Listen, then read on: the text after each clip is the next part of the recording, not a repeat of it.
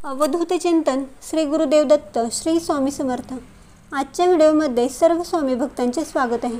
गुरुपौर्णिमेला व्यास पौर्णिमा असे देखील म्हणतात। महर्षी वेदव्यास यांचा या दिवशी जन्म झाला असल्यामुळे या दिवसाला व्यास पौर्णिमा देखील म्हणतात। गुरुपौर्णिमेला गुरूंचा आदर सत्कार केला जातो, त्यांच्या प्रती असणारी कृतज्ञता व्यक्त केली जाते। गुरुपौर्णिमेला काही उपाय केल्यास जीवनात येणारे सर्व अडथळे दूर होतील।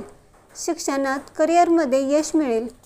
करिअरमध्ये यश मिळण्यासाठी गुरुपौर्णिमेच्या दिवशी आपल्या पुस्तकाच्या पहिल्या पानावर कुंकवाने स्वस्तिक काढावे व त्याखाली आपली इच्छा लिहावी आणि हे पुस्तक माता सरस्वतीच्या चरणाशी ठेवावे।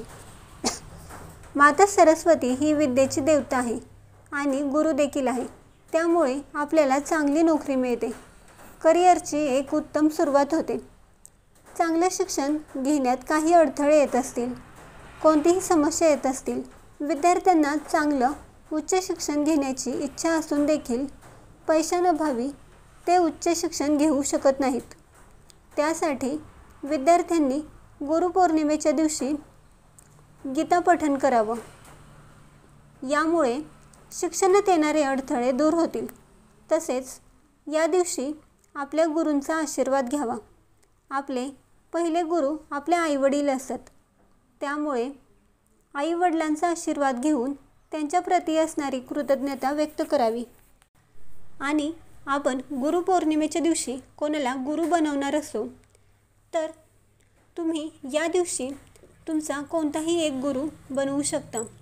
गुरु बनवण्यासाठी गुरुपौर्णिमा हा सगळ्यात चांगला दिवस आहे। गुरुपौर्णिमेच्या दिवशी तुम्ही तुमच्या आवडत्या व्यक्तीला तुमचा गुरु बनवू शकता।